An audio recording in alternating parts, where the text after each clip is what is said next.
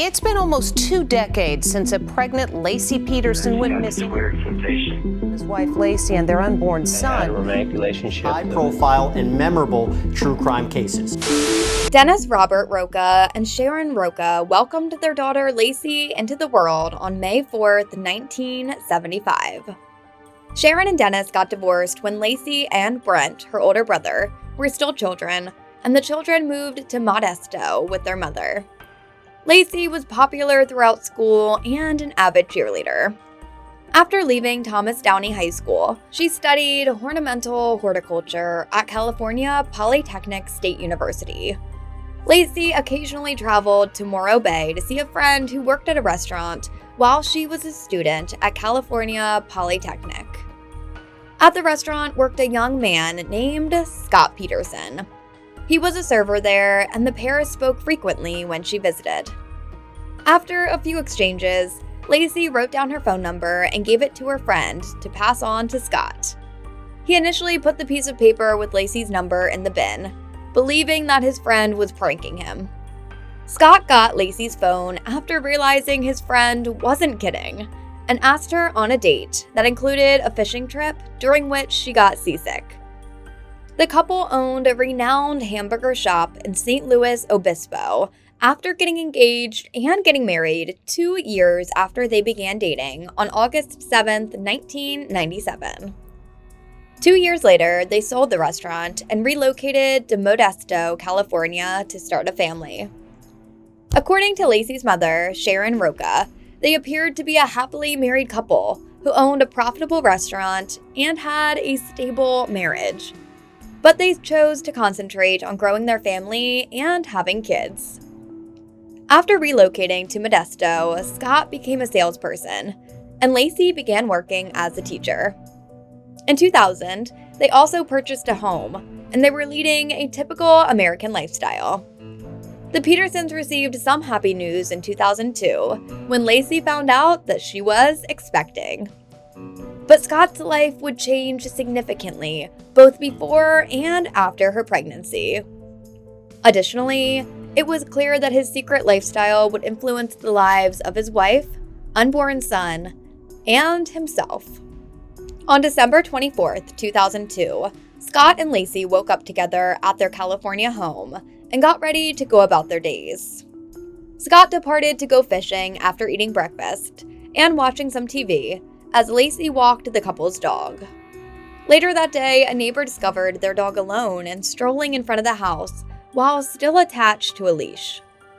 That day, Scott Peterson claimed that he had gone to his warehouse nearby to send some emails and collect his boat, which he then hauled to Berkeley Marina. Scott was able to provide time-stamped emails and a receipt from the marina to support this. According to Scott, he fished for around 90 minutes before returning his boat to the warehouse, returning home to an empty house, and taking a shower. Scott informed the authorities that he believed Laci had gone to her mother's residence. In search of his wife, he made a call to his mother-in-law. A half hour later, Laci's stepfather made a missing persons call to the police. On the day Laci vanished, Scott Peterson first saw Modesto police in a nearby park, where she frequently went to visit their dog. The first of many tests used on Scott to determine his reactions came from the police when they recommended going back to the couple's home.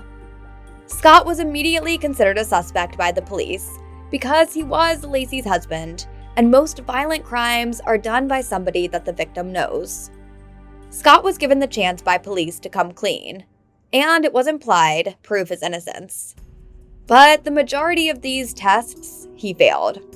For instance, he declined to submit a polygraph examination when questioned by police on the first night Laci was gone, and continued to refuse to take a polygraph test going forward. Police reported that Scott did not ask them many questions and appeared uninterested in the development of the investigation in the days that followed. You know, not how a spouse and soon-to-be father ought to act in this situation.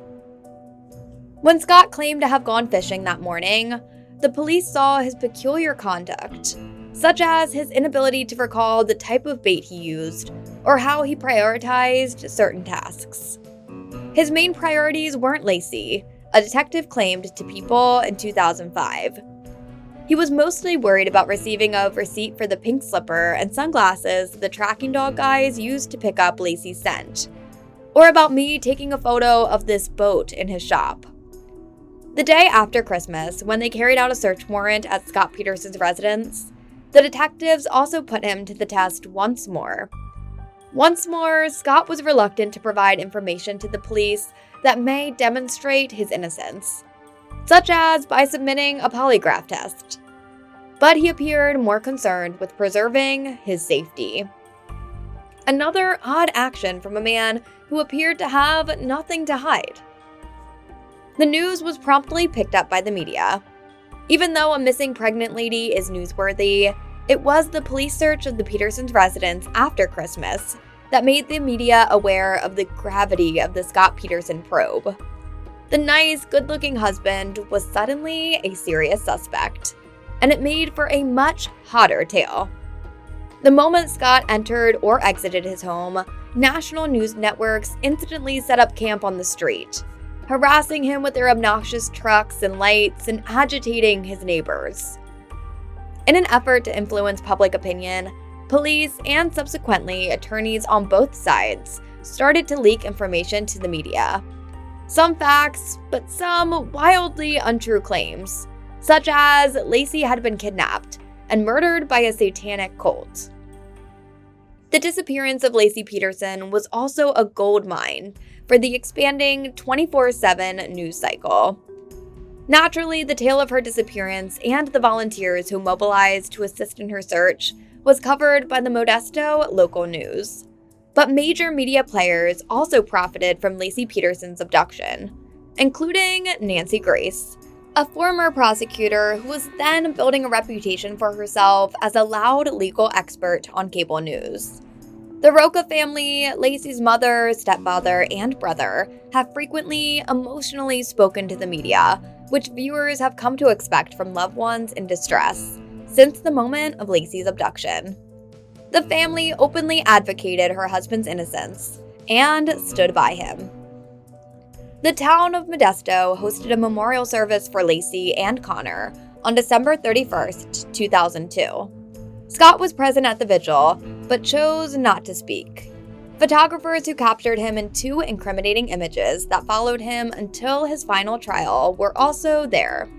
In one image, Scott stoops down with his niece to put down a candle, while beaming broadly. The second image shows him grinning while standing next to some individuals. This behavior at a vigil for his missing wife and unborn child was unacceptable by any standard. Many people characterized Scott Peterson's behavior as plain aloofness. After all, there is no manual on what to do when your 8-month pregnant wife goes missing. However, the public quickly turned against Scott as a result of media scrutiny, particularly Grace, who had a bullseye on Scott from the start. He lacked sufficient solemnity. He didn't seem shaken up enough. He was pleasant, attractive, and, as it turned out, a liar. Scott had a secret relationship and had informed his lover that his wife had passed away. During Laci and Connor's vigil, Scott Peterson also took another action. He called his covert lover. In November of 2002, Scott and Amber Frey, a massage therapist and single mother, started dating after being introduced by a mutual acquaintance. Early in December, around the time they were photographed looking cozy at a holiday party, Scott broke the news to Amber that his wife, who was at the time very much still alive, had passed away, and this would be his first Christmas without her. Police subsequently questioned whether Scott's admission to Amber of a deceased wife amounted to a confession to a planned murder. After reading a newspaper item about Laci's abduction on December 30th, 2002, Frey called a tip line and started working with the police right away to get as much relevant information as she could from her lover and surreptitiously film it. She taped calls with Scott Peterson for a total of more than 29 hours. Peterson informed Frey the following day that he spent the New Year's Eve in Paris with pals. Actually, he was at Laci's vigil. Scott, the Petersons, and the Rochas were unaware that Amber Frey was secretly recording their phone calls, or that police were aware of Scott's relationship. Later, in mid-January 2003, detectives discovered that the National Enquirer had a photo of Frey and Scott in its possession and planned to publish it. In a news conference on January 24th, Frey disclosed herself while trembling like a leaf and admitted that Scott Peterson had told her that he was unmarried. The Rocha family turned against their son-in-law after that. The small army of volunteers that had been searching for Laci also did. Peterson's interview with Diane Sawyer on Good Morning America in late January 2003 went so horribly wrong that it hardened the public's animosity for him. For starters, he misled Sawyer when he claimed to have informed the police of his affair on the day that Laci vanished. He informed police that their marriage had been successful. Additionally, he disclosed to Sawyer that Laci was okay with his relationship with Amber and had known about it, which nearly caused Nancy Grace to lose her cool. Scott's use of the past tense to describe his missing wife Laci as amazing was particularly incriminating. Using sonar technology, divers investigated the Berkeley Marina on January 5, 2002, where Scott Peterson had gone fishing and where authorities believed he had dumped Laci's body. There was nothing found. Locals discovered 2 mangled, decaying remains wash ashore in April, one of which appeared to be an adult woman's torso, and the other of which was an infant. DNA tests provided immediate proof that the bodies belonged to Laci and Connor. Scott Peterson allegedly avoided media attention by primarily remaining in San Diego with his family. On April 18th, police there detained Scott at a golf course. He had 4 mobile phones, 4 tents, and almost $10,000 in cash, and other camping supplies. Critics were quick to point out that Scott had colored his hair blonde and grown a beard, further indicating that he may have been considering running, and that San Diego is very close to the Mexican border. On April 21st, 2003, Scott Peterson was charged with 2 counts of murder for Laci and her unborn child. Under California's fetal homicide legislation, which safeguards any fetus 8 weeks or under, Connor, with whom Laci was still carrying a child at the time of her death, was considered a murder victim. The Unborn Victims of Violence Act, particularly known as Laci and Connor's Law, which made it illegal to hurt a fetus when attacking a pregnant woman, was signed by President Bush in the same month.